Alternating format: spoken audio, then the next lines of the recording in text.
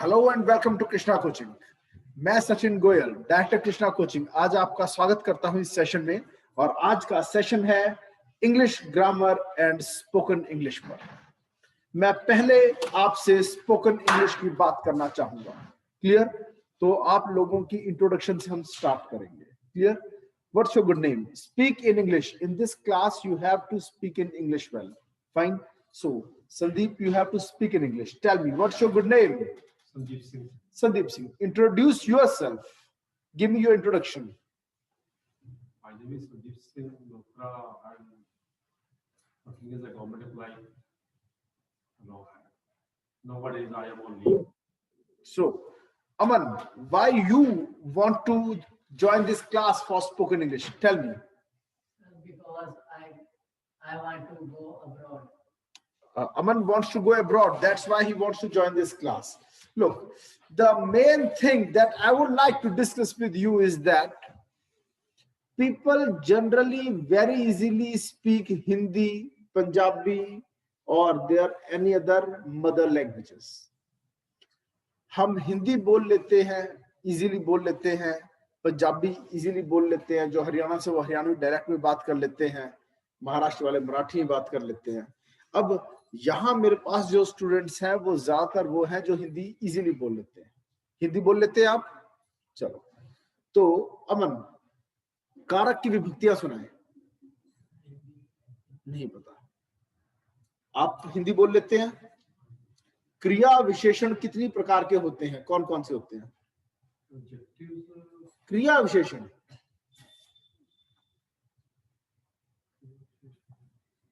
चलो, अंजलि आप बताएं, सर्वनाम कितनी प्रकार के होते हैं और कौन कौन से सर्वनाम होते हैं? मैं क्या कहना चाहता हूं, ये हिंदी क्लास में फ्री में ऐसे सवाल पूछ रहा हूं। क्यों? हम हिंदी बोल लेते हैं पर हिंदी व्याकरण, हिंदी ग्रामर की हमें कंप्लीट नॉलेज नहीं है। पंजाबी वालों से बोलो, बताओ जी विस्मक किनू आखदे हैं, विस्मक दियां किस्मां की ने, वो नहीं दसूगा बंदा। ठीक है? ਜਿਹੜੇ ਬੰਦੇ ਪੰਜਾਬੀ बोल ਲੈਂਦੇ ਉਹਨਾਂ ਸਾਰਿਆਂ ਨੂੰ पंजाबी ग्रामर ਦੀ नॉलेज नहीं होती। ठीक है? जो लोग हिंदी बोल रहे हैं उन सबको शायद हिंदी की ग्रामर की पूरी नॉलेज नहीं है, पर फिर भी हिंदी बोल लेते हैं। तो समझिए, पहले भाषा बनती है, फिर उसके बाद उस भाषा के शुद्ध रूप को जानने के लिए व्याकरण बनती है। समझ में आया? हम यहां स्पोकन इंग्लिश के लिए हैं। ज्यादातर लोग जो इंग्लिश में बात करना चाहते हैं पर बात नहीं कर पाते हैं, उनको उनके मुंह पर यह बात है हमें इंग्लिश आती नहीं, बोले कहां से, कि हमें इंग्लिश ग्रामर ही नहीं पता, noun, pronoun, parts of speech, interjection, conjunction पता नहीं, मॉडल्स, इडियम्स, इस कारण से नहीं बोल पाते। ये गलत है, ये बिल्कुल गलत बात है। जब आप हिंदी बोल रहे हैं बिना हिंदी ग्रामर के रूल्स जाने, जब आप पंजाबी बोल रहे हैं बिना पंजाबी ग्रामर के रूल्स जाने, तो इंग्लिश भी आप बोल सकते हैं बिना ग्रामर के रूल्स जाने। मगर फिर भी correct usage of English language के लिए ग्रामर की जरूरत पड़ती है। भाषा, हम क्यों गलत इंग्लिश बोले?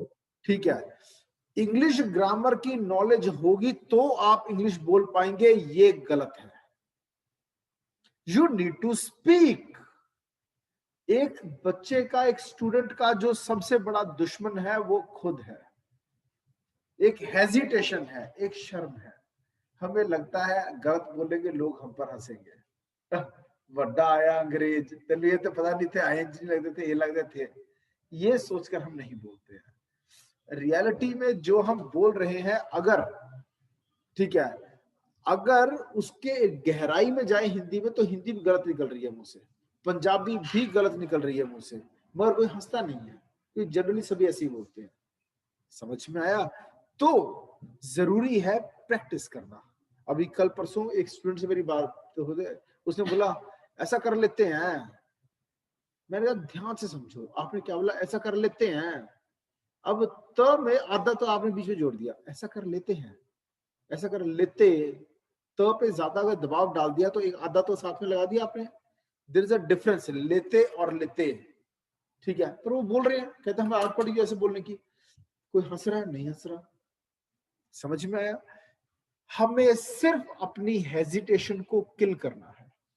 More you speak, better it is. In this session I will make you speak. I will give you some content. I will give you some notes. एक पैराग्राफ होगा, आप उसे पढ़ेंगे और उस पर आप अपने विचार सामने रखेंगे. मैं न्यूज़पेपर की कुछ न्यूज को आपको दे दूंगा, खबरों को निकाल के, उनको तोड़ के, सरल भाषा में आसान बना के. बस आपने उस न्यूज को पढ़ के आना है. उसके बारे में अगर कोई इंटरनेट से ज्ञान मिलता है तो वो भी लेकर आना है. ठीक है, हम ये डेली क्लास रखा करेंगे और आप उस करंट आइटम, करंट अफेयर्स के आइटम, न्यूज आइटम्स के बारे में क्लास में डिस्कस करेंगे और इंग्लिश में बोलेंगे. बस मुझे ये चाहिए. You should speak in English more and more. Okay, more you speak in English, better it will be for you. ठीक है, मैं आपको इंग्लिश बुलवाऊंगा, बुलवा कर आपकी प्रैक्टिस करूंगा. इसी वर्ड मैं ग्रामर भी साथ में करवाऊंगा. आज मैं ग्रामर से ही स्टार्ट करने वाला हूं. ठीक है जी. तो ग्रामर से आपकी लैंग्वेज में प्योरिटी आएगी, प्योरिफिकेशन आएगी. ठीक है, correct usage of the language का पता चलेगा. ठीक है, student Ram Niwas, he is facing a problem while going through books. He says कई बार मुझे पता नहीं चल पाता है कि बात का मतलब क्या निकल रहा है, ऑब्जेक्टिव टाइप क्वेश्चंस वो क्या पूछना चाहते हैं ये नहीं पता चल रहा है. आपकी सक्सेस में इंग्लिश की में अगर प्रोफिशिएंसी है, ठीक है, आपकी सक्सेस में इसका बहुत ही मेजर रोल होता है.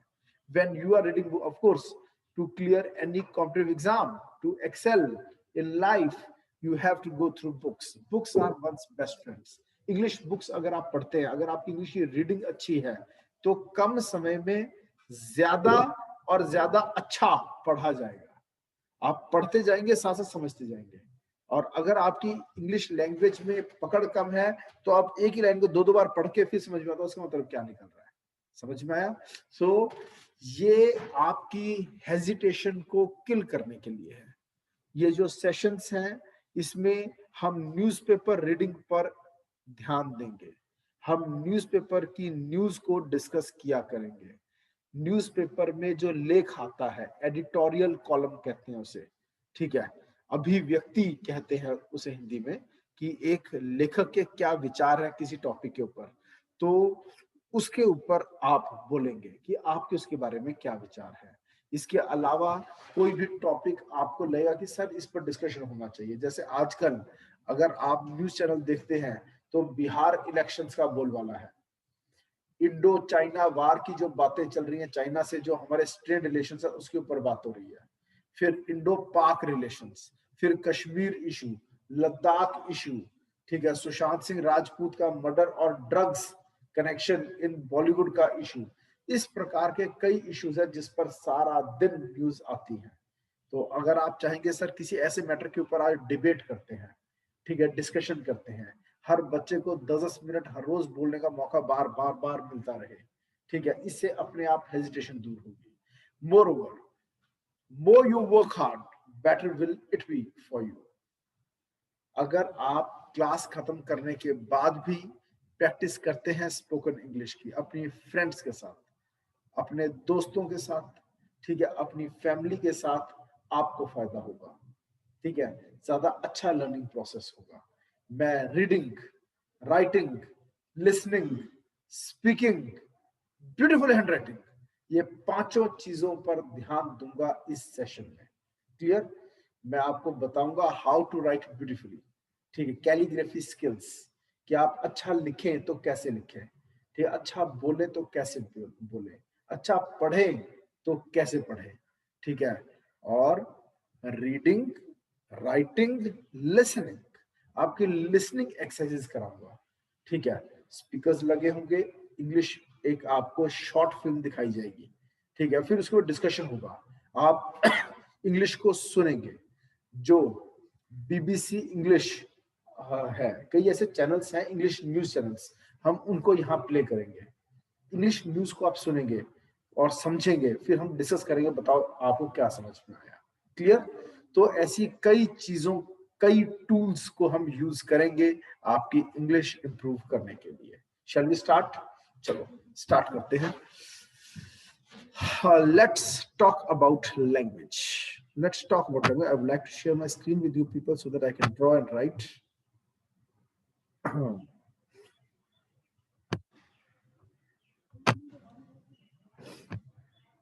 Look, when we talk about English language, then we should know the basic things what we'll be doing in this session. Okay? ये देखिए.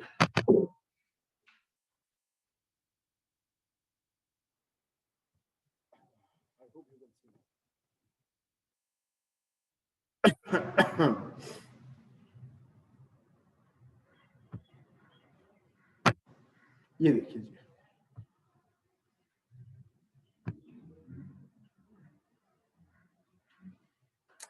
देख पा रहे हैं?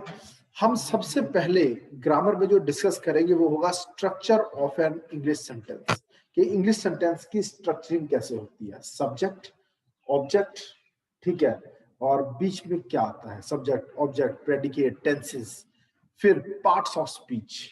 ठीक है, ये ग्रामर के मेन टॉपिक्स इसमें आ जाते हैं. पार्ट्स ऑफ स्पीच में noun, pronoun, verb, adverb, adjective, conjunction, interjection, सब कुछ इसमें आ जाएगा. फिर आ जाएगा टाइप्स ऑफ सेंटेंसेस, कितनी प्रकार के सेंटेंसेस होते हैं. सबसे पहले एफर्मेटिव सेंटेंसेस होते हैं, जैसे आई गो टू मार्केट. फिर negative sentence, I do not go to market. ठीक है, फिर उसके बाद आपके और कॉमन सेंटेंस आते हैं interrogative sentence, do I go to market, do you go to market. ठीक है, और फिर negative, don't you go to market. तो 4 तरह के मेन सेंटेंस होते हैं. एफर्मेटिव, ठीक है, और एफर्मेटिव, इंटरोगेटिव, नेगेटिव और नेगेटिव इंटरोगेटिव करवाऊंगा. फिर tenses, 3 tenses, present tense, past tense, future tense. फिर जो ये चैप्टर 5 आपको दिखाई दे रहा है, ये क्या है, ये समझिए. बी और हैव का प्रयोग. ये कुछ ऐसे वर्ड्स हैं जो कि बहुत ज्यादा यूज होते हैं इंग्लिश लैंग्वेज में. बी वाइज, ठीक है, let's be fast, let's be fast, क्यों ना हम फास्ट हो जाएं. ठीक है, हैव, हैज, हैड का प्रयोग. फिर कालों का क्रम, सीक्वेंस ऑफ टेंसेस में एक चैप्टर बनता है. फिर मैं नाउन कर रहा हूँ. फिर आर्टिकल्स पर लेक्चर करेंगे. A N the, A N दी और एक प्रपोजिशंस. इसके चैप्टर बड़े इंपॉर्टेंट होते हैं. बच्चों को दिक्कत यहाँ आती है दी कहाँ लगाना है. एन में भी बहुत टेक्निकल क्वेश्चंस आते हैं.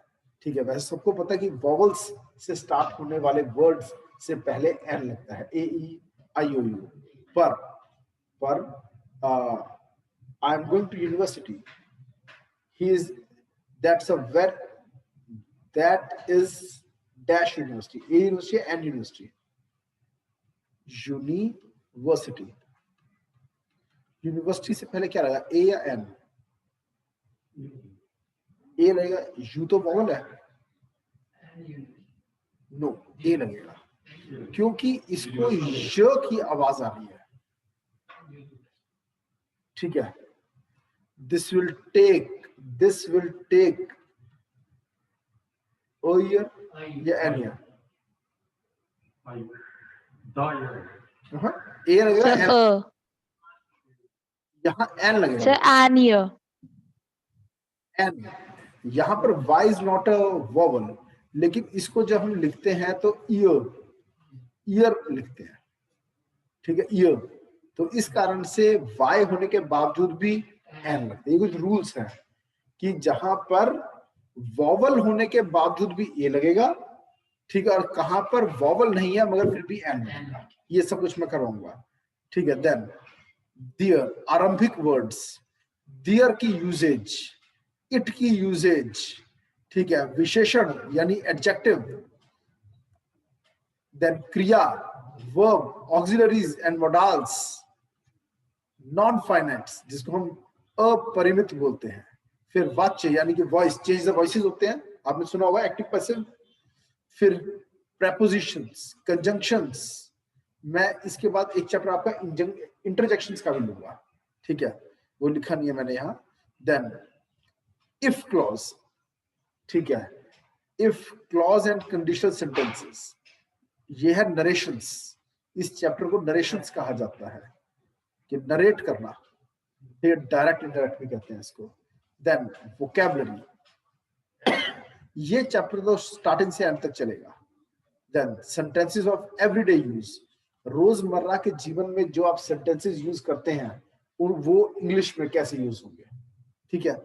फिर कुछ इडियम्स, प्रोवर्ब्स, मुहावरे और पैसेजेस की ट्रांसलेशन की प्रैक्टिस भी करवाऊंगा। क्लियर? इस तरह से हम चलेंगे। क्लियर?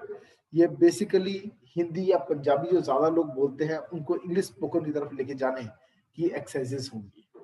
ओके, तो ये समझिए, हर लैंग्वेज, हर भाषा का एक अलग व्याकरण होता है, ठीक है। हिंदी के अलग व्याकरण है, हिंदी का अलग व्याकरण है, अंग्रेजी भाषा का अपना एक व्याकरण है। यहां से पढ़ते हैं, ठीक है। अंजलि आप, वंशिका आप पढ़ें, जब से पढ़ना शुरू करें। वंशिका स्टार्ट। जब हम किसी नई भाषा को सीखते हैं तो हमें अपनी मातृभाषा और उस नवीन भाषा का व्याकरण के नियमों में विभिन्नताओं का अध्ययन करना चाहिए। तभी हम उस नवीन भाषा को शीघ्र शीघ्र अतिशीघ्र यानी जल्दी से जल्दी, शीघ्र अति शीघ्र क्या होता है? जल्दी से जल्दी समझ पाएंगे, ठीक है। You should practice reading Hindi also. Okay Vanshika, ये भी Yes. एक बहुत बड़ी समस्या चली आ रही है कि जो कॉन्वेंट एजुकेटेड बच्चे होते हैं, जो अच्छे स्कूलों से पढ़े हुए बच्चे होते हैं, उनकी इंग्लिश बहुत अच्छी हो जाती है, मगर मातृभाषा हिंदी से वो दूर चले जाते हैं, ठीक है। तो हिंदी पंजाबी पर पकड़ कॉन्वेंट एजुकेटेड बच्चों की नहीं होती है। ओके, और आगे चलते हैं, पढ़िए वंशिका। हिंदी से अंग्रेजी अनुवाद करते समय भी हमें इसी बात का ध्यान रखना चाहिए। हिंदी में कुल 40। तो ये क्या कह रहे हैं, देखिए, हर लैंग्वेज की अपनी एक अलग ग्रामर होती है। क्लियर? हिंदी की अलग ग्रामर है, इंग्लिश की अलग ग्रामर है, और हम जब हिंदी से इंग्लिश पर जाते हैं, ठीक है, पहला स्टेप ये होता है कि इसको इंग्लिश में क्या कहेंगे, ये सोचकर बोलते हैं। धीरे धीरे जब प्रैक्टिस हो जाती है, फिर उसके बाद हम अनुवाद करना बंद कर देते हैं, हम सोचना इंग्लिश में शुरू कर देते हैं। जिस दिन आपका थॉट प्रोसेस इंग्लिश में शुरू हो जाएगा, आपके लिए इंग्लिश बोलना आसान हो जाएगा। एक चीज को देखकर जो भावनाएं आपके मन में पैदा हो रही हैं, जब वो इंग्लिश के वर्ड्स में होनी शुरू हो जाएगी, ठीक है, आपके लिए इंग्लिश बोलना आसान हो जाएगा। दो प्रोसेसेस जो हैं उस पर कांटा लग जाएगा। पहले एक विचार पैदा होना, ठीक है, फिर उसको ट्रांसलेट करना इंग्लिश में, फिर बोलना। अब सीधा जो विचार पैदा हो रहे हैं आप बोल रहे हैं। क्लियर? और आगे चलते हैं, पढ़िए। हिंदी में कुल पढ़िए वंशिका। हिंदी में कुल 44 अक्षर होते हैं। हिंदी में कुल 44 अक्षर होते हैं, जिनमें से 11 स्वर कहलाते हैं तथा 33 व्यंजन कहलाते हैं। जबकि अंग्रेजी में कुल 26 अक्षर होते हैं, जिनमें से 5 स्वर वॉल्स कहलाते हैं और 21 व्यंजन कॉन्सोनेंट्स कहलाते हैं। हिंदी में वाक्यों की बनावट अंग्रेजी जैसे अ, आ, ई, ऊ, ये सब हिंदी के वॉवल्स हैं, जिसको हम क्या कहते हैं? स्वर कहते हैं। और इंग्लिश में स्वर यानी कि वॉवल्स, ठीक है। तो 11 स्वर हैं हिंदी में, और कितने कॉन्सोनेंट्स हैं यानी व्यंजन, जैसे कि क, ख, स, ग, र, ल, ये सब क्या है? कॉन्सोनेंट्स यानी व्यंजन, 33 व्यंजन। तो 33 व्यंजन है हिंदी में, और कितने व्यंजन है इंग्लिश में? 21 व्यंजन है। व्यंजन का मतलब हो गया B, D, T, R, S, V, समझ में? पी, ये सब क्या हो गया? व्यंजन यानी कॉन्सोनेंट्स। और ए, ई, आई, O, you, A, E, I, O, you, ये स्वर है इंग्लिश के यानी वॉवल्स है। तो वॉवल्स और कॉन्सोनेंट्स का मतलब समझ में आ गया। मैं ये इसलिए करा रहा हूं कि जब मैं आपको प्रोनाउंसिएशन पढ़ाऊंगा तो आपके लिए आसान हो जाएगा, ठीक है, मे प्रोसीड फर्दर और आगे चलते हैं। नेक्स्ट, मैं बिल्कुल बेस लेवल से करवा रहा हूं, इज इट ओके ना? ठीक है जी, जीरो लेवल से स्टार्ट कर रहा हूं। हालांकि कुछ स्टूडेंट्स को लग रहा होगा कि सर कितनी बच्चों वाली चीजें पढ़ा रहे हैं, लेकिन ये जरूरी है। क्लियर? चले आगे। नेक्स्ट हिंदी में वाक्यों की बनावट अंग्रेजी के वाक्यों की संरचना से बिल्कुल भिन्न है। यदि प्रत्येक विद्यार्थी दोनों भाषाओं के इन अंतर को समझ ले तो अनुवाद करने में तनिक भी कठिनाई नहीं आएगी। तो कोई मुश्किल नहीं आएगी अगर आप भाषाओं के डिफरेंस को आप समझ लेंगे। क्लियर? कि अब जैसे ये सेंटेंस देखिए, हिंदी का वाक्य देखिए, पढ़िए। हिंदी का एक वाक्य देखिए, राम बाजार जाता है। उपरोक्त वाक्य में राम करता है, बाजार कर्म है तथा जाता है क्रिया कहलाती है। करता, राम करता है, राम बाजार जाता, तो ये करता हो गया, बाजार हो गया कर्म, कहां जाता है? बाजार, और जाता है क्या हो गया? क्रिया यानी वो। तो इंग्लिश में कर्ता को हम कहते हैं सब्जेक्ट, सब्जेक्ट, और कर्म को हम कहते हैं ऑब्जेक्ट, और क्रिया को हम कहते हैं वर्ब। लेकिन जब इसको इंग्लिश क्या हो गया? राम गोज टू बाजार, अब वर्ब बीच में आ गया, सब्जेक्ट वर्ब ऑब्जेक्ट, और यहां क्या था? सब्जेक्ट ऑब्जेक्ट और वर्ब। हिंदी में ऑब्जेक्ट पहले आता है, वर्ब बाद में आता है। ठीक है, राम बांसुरी बजाता है, ठीक है, राम प्लेज फ्लूट। अब देखो प्लेज बीच में आ गया, जैसे यहां वर्ब सब्जेक्ट और ऑब्जेक्ट के बीच में आता है इंग्लिश में, लेकिन हिंदी में वर्ब यानी क्रिया जो है वो एंड में जाता है। समझ में आया? ये फर्क है इनकी व्याकरण का। पढ़िए,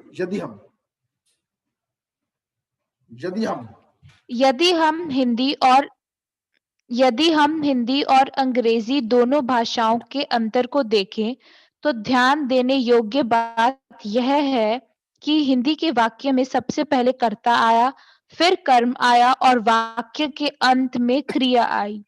अर्थात हिंदी के वाक्य में क्रिया वाक्य के अंत में आती है, जबकि अंग्रेजी में ऐसा नहीं होता। आई होप ये आपको समझ में आ गया। उसमें है, हिंदी में क्या है? सब्जेक्ट, फिर ऑब्जेक्ट और फिर वर्ब, और इंग्लिश में क्या हो रहा है? सब्जेक्ट, फिर वर्ब और फिर ऑब्जेक्ट। नेक्स्ट, उपरोक्त अंग्रेजी के वाक्य में पढ़िए। उपरोक्त अंग्रेजी के वाक्य में सबसे पहले राम अर्थात कर्ता आया, फिर गोज क्रिया आई और अंत में बाजार कर्म आया। अर्थात राम गोज टू बाजार can be followed by subject plus verb plus object. सारांश यह है कि, पढ़िए। सारांश यह है कि अंग्रेजी का नियम हिंदी भाषा के नियमों से भिन्न है और अंग्रेजी अनुवाद करते समय हर विद्यार्थी को ध्यान रखना चाहिए कि अंग्रेजी के एक वाक्य में सर्वप्रथम सब्जेक्ट, फिर वर्ब और अंत में सभी ऑब्जेक्ट इत्यादि आते हैं। हर वाक्य में एक सब्जेक्ट तथा एक वर्ब का होना अनिवार्य है। अतः अंग्रेजी अनुवाद में सहायक पहला नियम है subject plus verb plus object. एक लाइन पर ध्यान दीजिएगा, ये लाइन देखिए, अंग्रेजी में हर वाक्य में सब्जेक्ट, अंग्रेजी में भी हिंदी में भी सब्जेक्ट तथा वर्ब अगर है तो एक सेंटेंस कंप्लीट है। जैसे कि मैं नाचता हूं, समझ में आया? मैं क्या नाचता हूं? कथक, आई डांस कथक या आई डू कथक या कुछ भी ऐसा नहीं लिखा। आई प्ले, ये कंप्लीट सेंटेंस है। ओके, इवन कि आप कहते हो डू, ठीक है, डू भी एक कंप्लीट सेंटेंस भी है। करो, सी देखो, ये अपने आप में वर्ड भी है और एक ही वर्ड से एक सेंटेंस भी बन रहा है। अगर दो या दो से ज्यादा वर्ड्स मिल जाए, ठीक है, और एक मीनिंगफुल सेंटेंस बनाते हैं, ठीक है, पर यहाँ पे एक वर्ड भी का सेंटेंस बना सकता है, answer is yes.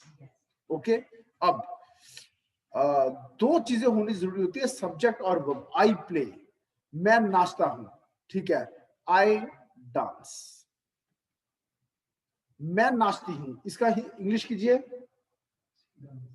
I dance. मैं नाचती हूं, ये भी रहेगा आई डांस, ठीक है। अब दो सेंटेंस हैं, ये हिंदी के हैं और ये इंग्लिश के हैं, मगर देखिए कितना बड़ा फर्क है। नाचता, नाचती, वर्ब से लिंग पता चल रहा है हिंदी में, लेकिन इंग्लिश में वर्ब से लिंग नहीं पता चलता कि मैस्कुलिन है या फेमिनिन, आदमी बोल रहा है या औरत बोल रही है, नहीं पता चलता इंग्लिश में, पर पता चल जाता है हिंदी में। क्लियर? अब इस लाइन को पढ़ेंगे हम। स्टार्ट। कर्ता और क्रिया में अन्वय। Sir this only no. हाँ, यस। कर्ता और क्रिया में अन्वय अथवा अनुरूपता, सब्जेक्ट वर्ब एग्रीमेंट। प्रत्येक भाषा में कर्ता और क्रिया में आपसी अनुरूपता होती है। निम्न वाक्यों को ध्यान से पढ़ें। अब देखो ये अनुरूपता इंग्लिश में कैसी है। तुम नाचते हो, तुम नाचते हो को इंग्लिश करो, यू डांस। अब तुम नाचती हो का करो, इसका भी यही यू रहेगा, डांस। कोई फर्क नहीं है। अब वह नाचता है, ये गलत बोला, ही डांसेस। ही डांसेस, ही डांस नहीं होगा, ही डांसेस होगा। जहां पर भी थर्ड पर्सन सिंगुलर में सिंपल प्रेजेंट टेंस आ जाए, प्रेजेंट इंडेफिनिट आ गया, तो वहां पर एस लगेगा। ही प्लेज, शी प्लेज, क्यों, क्या है, third person singular. Ram dances, Ram plays. वह नाचती है,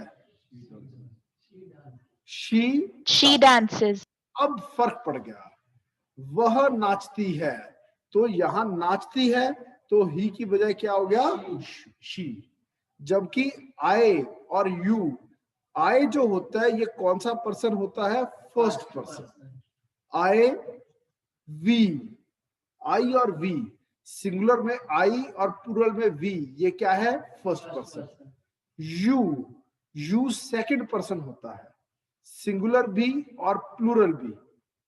फिर ही और शी, ठीक है, ही और शी दोनों ही सिंगुलर है और थर्ड पर्सन है, ये थर्ड पर्सन है। क्लियर? वे नाचते हैं, रामनिवास आप बताएं, वे नाचते हैं, डांस या डांसेस, दे डांस। वे नाचते हैं का होगा दे डांस, ठीक है, वे नाचते हैं। जब भी प्लूरल हो जाता है तो एस हट जाते हैं। जब भी फर्स्ट पर्सन होगा या सेकंड पर्सन होगा तब भी एस नहीं लगेगा। एस सिर्फ कहां लगेगा, थर्ड पर्सन सिंगुलर। नेक्स्ट, लड़के नाचते हैं, बॉयज डांस। अब सब चुप रहेंगे, अब अंजलि जवाब देगी। अंजलि जवाब दो, लास्ट क्वेश्चन बचा है ये वाला। लड़कियां नाचती हैं, गर्ल्स डांस या डांसेस, गर्ल्स डांस। क्यों? क्योंकि ये क्या है, प्लूरल है। चले आगे। अब इसके नीचे वाले स्टेटमेंट को हम पढ़ेंगे, इसका एनालिसिस है ये, ठीक है जी। स्टार्ट वंशिका। हिंदी के वाक्यों में कर्ता और क्रिया की अनुरूपता के साथ साथ क्रिया के वचन, नंबर, पुरुष और लिंग के बीच में भी अन्वय है। अंग्रेजी के वाक्यों में सब्जेक्ट के नंबर और पर्सन के अनुसार वर्ब के नंबर और पर्सन प्रयुक्त होते हैं। अंग्रेजी में सब्जेक्ट के जेंडर यानी कि लिंग, का वर्ब पर कोई असर नहीं पड़ता। अब ये बॉय है या गर्ल है, मैस्कुलिन है या फेमिनिन है, इसका वर्ब पर कोई इफेक्ट नहीं पड़ता। पर नाचता नाचती, ये जो लास्ट है बड़ी इंपॉर्टेंट है। अंग्रेजी में सब्जेक्ट के जेंडर का वर्ब पर असर नहीं पड़ता, लेकिन हिंदी में पड़ता है। वो नाचता है, वो नाचती है। नेक्स्ट यहां पर आ जाए। सब्जेक्ट अगर फर्स्ट पर्सन है तो फाइनाइट वर्ब भी फर्स्ट पर्सन होगा। सब्जेक्ट अगर सेकंड पर्सन है तो फाइनाइट वर्ब भी सेकंड पर्सन होगा, और सब्जेक्ट अगर थर्ड पर्सन है तो फाइनाइट वर्ब भी थर्ड पर्सन होगा। तो जैसा आपका सब्जेक्ट होगा, ठीक है, वैसा ही आपका वर्ब होगा। क्लियर? और अब आता है ये, यही पढ़िए। सब्जेक्ट अगर सिंगुलर है तो फाइनाइट वर्ब भी सिंगुलर होगा। सब्जेक्ट अगर प्लूरल है तो फाइनाइट वर्ब भी प्लूरल होगा। क्योंकि हमने कहाँ पे एस लगाना है वो ये भी देखना पड़ेगा कि लिंग है पुल्लिंग की, mainly first person second person, ये देखना पड़ेगा। एस लगाना है या नहीं है, ये किस पर डिपेंड करेगा? दो बातों पर, सिंगुलर है कि प्लूरल है, दूसरा फर्स्ट पर्सन है, सेकंड पर्सन है या थर्ड पर्सन है। क्लियर है? ओके। कभी भी फर्स्ट पर्सन और सेकंड पर्सन में एस नहीं लगेगा, कभी भी प्लूरल में एस नहीं लगेगा। क्लियर? और आगे चलते हैं। दूसरा पढ़िए। दूसरा अंग्रेजी में वर्ब हमेशा मूल रूप में प्लूरल होता है। उसे थर्ड पर्सन सिंगुलर बनाने के लिए s/es जोड़ा जाता है। जैसे उपरोक्त वाक्यों में डांस को अन्य पुरुष एक वचन बनाते समय उसके साथ s लगाकर डांसेस कर दिया गया है। आ गया आपको? चलो, अब ये कुछ एक्सरसाइज है ये जो हम अभी सॉल्व करेंगे। क्लियर? बताएं। सबसे पहले जवाब देगी अंजलि। राम जाता है, इसका आप करिए इंग्लिश। राम जाता है, फास्ट जवाब दो। राम जाता हो को इंग्लिश में? राम गोज। क्यों? राम क्या हो गया? Third person singular. क्लियर है? अंजलि समझ में आया? अगला जवाब आप ही दोगे अंजलि। लड़के खेलते हैं, ये तो बहुत सिंपल है। लड़के खेलते हैं, बॉयज नहीं बेटा, बॉयज प्ले। इस कहां पे आ गया? अभी जब हमने ही डांसेस, वह नाचता है। ठीक है। मोर नाचता है, आप बताएं। Peacock dances. घोड़ा दौड़ता है, रामनिवास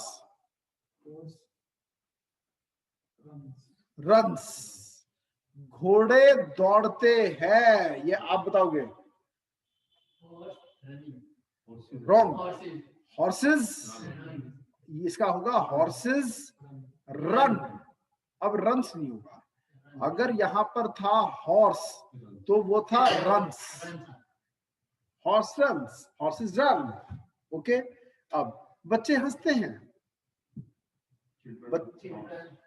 बच्चे हैं तो चिल्ड्रन हो जाएगा। Children laugh. और अगर बच्चा हंसता है फिर चाइल्ड लाफ्स। बच्चा हंसता है, चाइल्ड लाफ्स। नौकर सोता है, सर्वेंट स्लीप्स। नौकर सोते हैं, आप बताएं। नौकर सोते हैं, नौकर सोते हैं, नौकर सोते हैं, यानी कई नौकर हैं तो ये हो जाएगा सर्वेंट्स। ये हो जाएगा सर्वेंट्स। सोते हैं यानी स्लीप। अब हम एस नहीं लगाएंगे, क्यों? यहां प्लूरल हो गया। आपको समझ नहीं आया अंजलि? ये सीधी सी बात है, जब प्लूरल हो जाएगा तब आखिरी में एस वर्ब के एंड में एस नहीं लगेगा। सेकंड, कब लगेगा एस? जब थर्ड पर्सन है। और थर्ड पर्सन भी कौन सा है? सिंगुलर है। समझ में आया? अब पर्सन 3 प्रकार के होते हैं, मैं समझा देता हूं। सबसे पहले आता है first person, second person, third person. First, सिर्फ अंजलि जवाब देगी। फर्स्ट पर्सन सिंगुलर क्या होता है? He, she, they, we, I, you. क्या होता है? जो बोल रहा होता है वो होता है आई। समझ में आया? अब फर्स्ट पर्सन प्लूरल क्या होता है? आई का प्लूरल कर दो। मैं खेलता हूं, हम खेलते हैं। Answer is we. I, V, तो आई क्या हो गया? सिंगुलर। singular, और वी क्या हो गया? plural, समझ में आया ये आपको? और आई और वी के साथ एस या ईएस, वर्ब के पीछे एस ईएस नहीं लगेगा। क्लियर?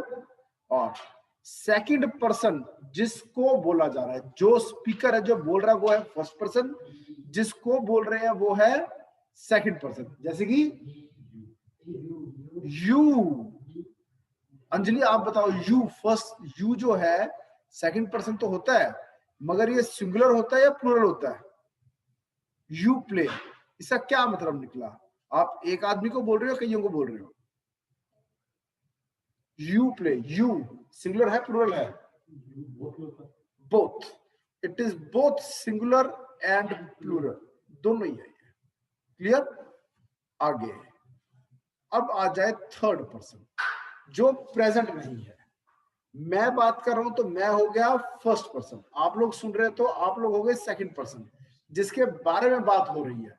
जैसे महात्मा गांधी बहुत अच्छे थे, तो he is not present here, तो वो क्या बन गया? बन गया थर्ड पर्सन। ठीक है? Ram goes to market, Ram अभी यहां नहीं है। अगर आप राम होते तो मैं कहता you go to market. Clear? तो थर्ड पर्सन भी 2 तरह के हैं, सिंगुलर और प्लूरल। तो अंजलि आप मुझे सिंगुलर थर्ड पर्सन के एग्जांपल दीजिए। सिंगुलर थर्ड पर्सन के एग्जांपल दीजिए, बोलिए।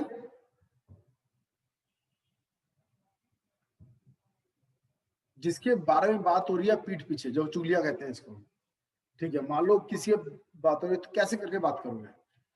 इसका इंग्लिश अनुवाद करो। वो बहुत अच्छा है, वह बहुत अच्छा है,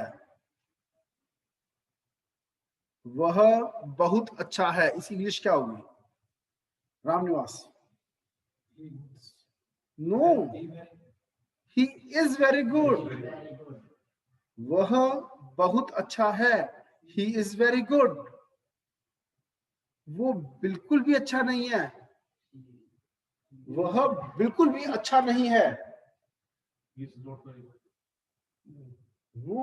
He is not at all good. He is not at all good. क्या तुम अच्छे हो? क्या तुम अच्छे हो? Are you Are you are good? you good? मुझे तुम बहुत अच्छे लगते हो। नो नो, मुझे तुम बहुत अच्छे लगते हो। वो तो मैं तुम्हें पसंद करता हूं। मुझे तुम बहुत अच्छे लगते हो। बोलो वंशिका। नो, तुम मेरे बहुत नजदीक हो तो होता है you are very close to me. आप मुझे बहुत अच्छे लगते हैं। वंशिका इसका इंग्लिश अनुवाद करें।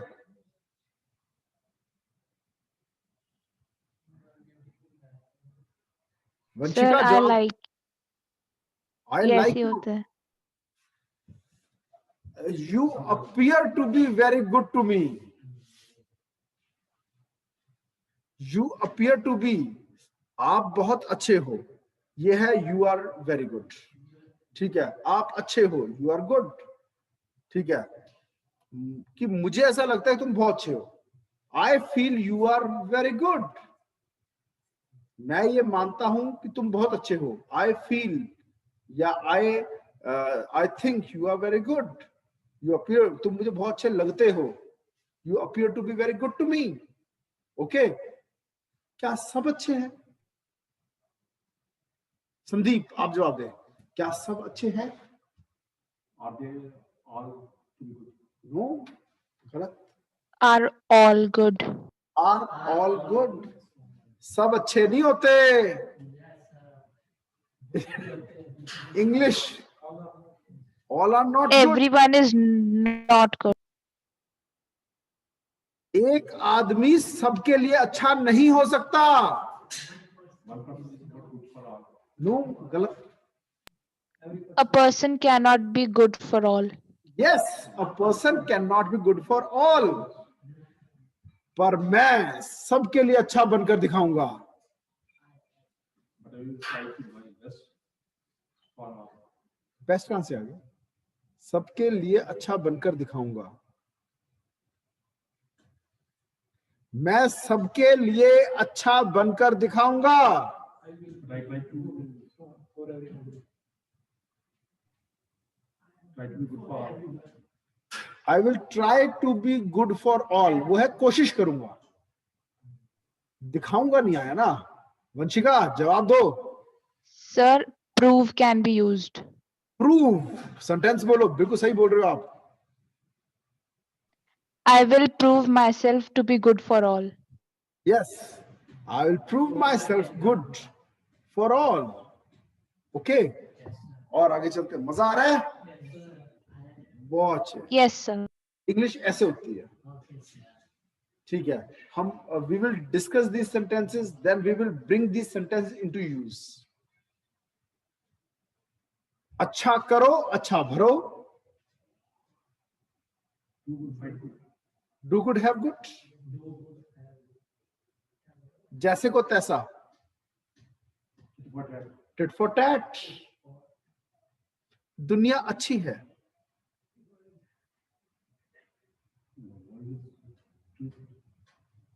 टू नहीं आएगा, Word is good.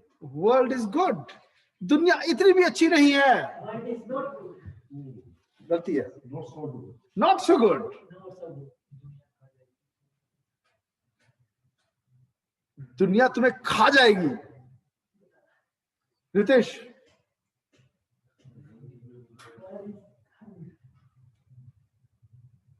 दुनिया तुम्हें खा जाएगी।